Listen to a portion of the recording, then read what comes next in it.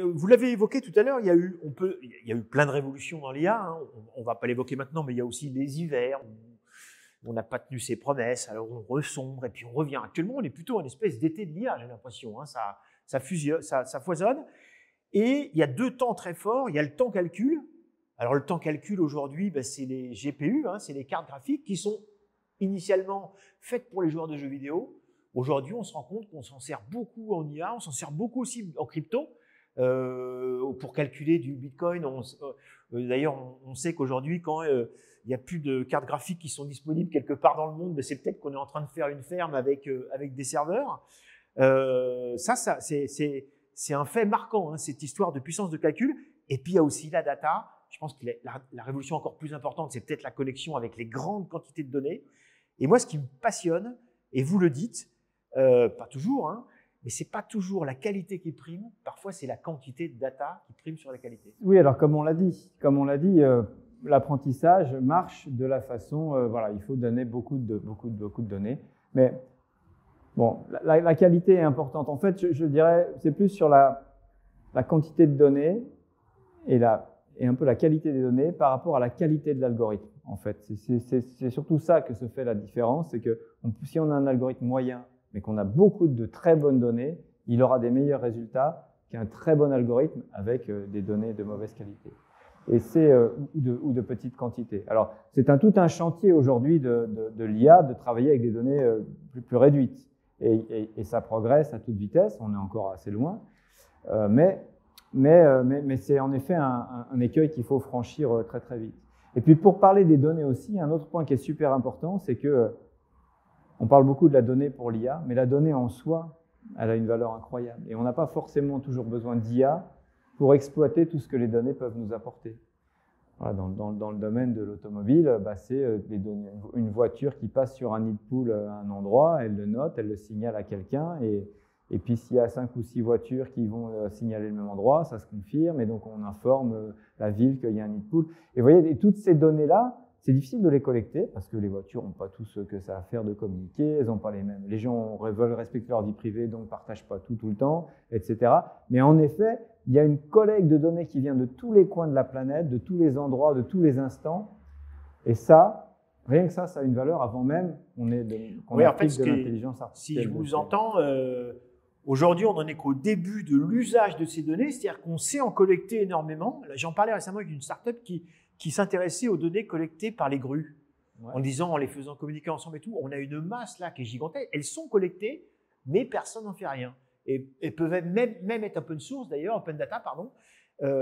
Donc je pense qu'on en est en effet, non pas au début de la collecte, mais au début de l'usage.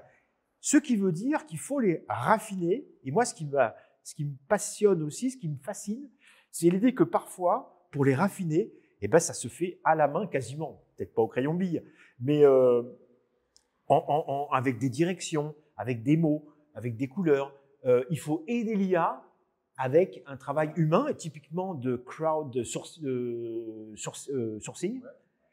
D'ailleurs, c'est pour ça que ça se fait aussi dans les pays parfois plus en développement, pour des questions de salaire. Hein. C'est assez passionnant de voir que ce n'est pas qu'une question d'algorithme. C'est ça. Donc, non seulement il faut beaucoup de gens brillants pour inventer l'algorithme, mais il faut aussi beaucoup de gens pour nourrir l'IA avec des données de qualité, avec des données qu'on appelle annotées. Donc, vous voyez, quand vous mettez une image et que vous voulez que le système dise que c'est un chien, il faut bien que quelqu'un ait dit cette image, il y a un chien dedans. Et donc, ça, c'est des annotateurs qui vont faire ça. Et ces annotateurs, en effet, ça a été beaucoup l'Inde, des pays de faible coût de main-d'œuvre qui ont fait ça, ce qu'on appelle les turcs mécaniques, où vous fournissez vos données et puis ils vont vous les annoter et après vous pouvez faire tourner votre... Référence à Kempelen, qu'on n'évoquera pas, on l'a déjà fait. Donc et en effet, et c'est très bien que vous disiez ça, donc derrière l'intelligence artificielle devant laquelle on s'esbobie tous et on trouve tous qu'elle est super, il y a beaucoup d'intelligence humaine et il y a beaucoup de petites mains humaines. Et des petites mains qu'une machine ne peut pas remplacer. Alors voilà, maintenant il y a toute une histoire de ce qu'on appelle l'active learning, l'apprentissage semi-supervisé. Avoir à noter, ça s'appelle de l'apprentissage supervisé. Donc on dit à la machine, voilà ce qu'il faut que tu trouves. Et donc on supervise son apprentissage en disant, ça c'est une photo, il y a un chien, débrouille-toi pour me trouver qu'il y a un chien dessus. c'est supervisé, ça demande de la notation, c'est ça qui va être très très consommateur de petites mains. Il y a toute une école maintenant sur le semi-supervisé. Donc je vais simplement montrer quelques exemples, pas beaucoup, enfin, pas autant qu'il en faudrait. Et après, la machine va dire, quand vous lui apporter de nouvelles images, elle va les annoter elle-même avec ce qu'elle a déjà appris. Et puis des fois, elle aura des scores pourris, elle va dire, bah, tiens, je crois avoir reconnu un chien, mais je ne suis pas bien sûr. Donc ça, on va aller le montrer à un humain. Et donc l'humain, il va annoter beaucoup moins. Et la machine va déjà annoter par elle-même, bah, ça j'ai déjà vu, donc ce n'est pas la peine de me refaire passer de l'apprentissage dessus. Donc entre ce semi-supervisé, il y a aussi le fait que j'ai déjà appris, par exemple, j'ai appris à reconnaître, des chiens. Par exemple, voilà, j'ai entraîné mon système à reconnaître toutes les races de chiens. Et donc j'ai un réseau de neurones qui reconnaît, je lui donne un teckel, il me dit que c'est un teckel, etc. Et un jour, je veux reconnaître les races de chats. Eh bien, ce dont on s'aperçoit, c'est que ce n'est pas la peine de tout réapprendre. Il y a juste les premiers niveaux du réseau de neurones où il va falloir lui montrer que ce n'est plus tout à fait la même chose qu'on lui rentre. Et à la sortie, il ne faut plus dire takil, mais teckel ou berger allemand, il faut dire angora ou siamois.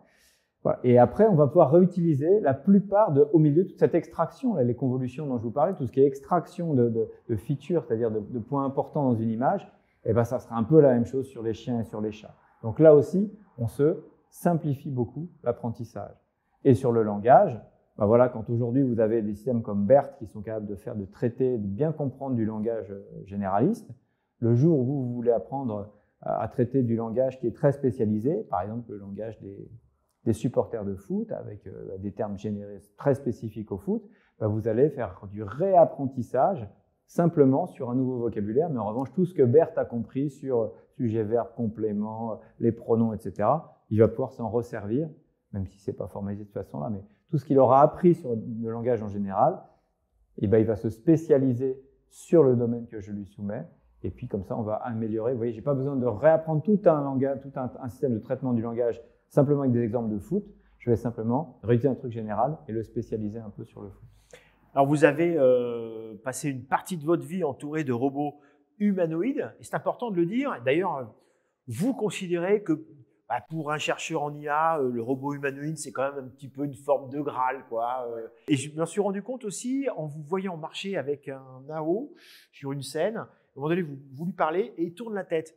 Et c'est con, mais c'est vrai que s'il ne tourne pas la tête, on ne peut pas avoir l'assurance qu'il vous écoute. Alors qu'évidemment, il vous écoute puisque ces micros sont ouverts.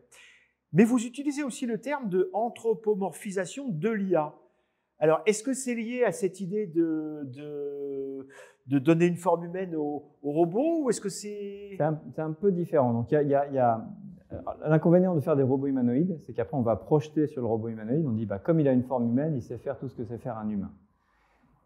Et ça peut provoquer des déceptions épouvantables. Nous, quand on testait nos robots humanoïdes avec des enfants ou avec des personnes âgées, ou même avec des adultes, en fait, qui ne connaissent pas la technique, je vois un robot, donc je peux lui parler de n'importe quoi, je peux lui taper dans la main et dire comment ça va, salut.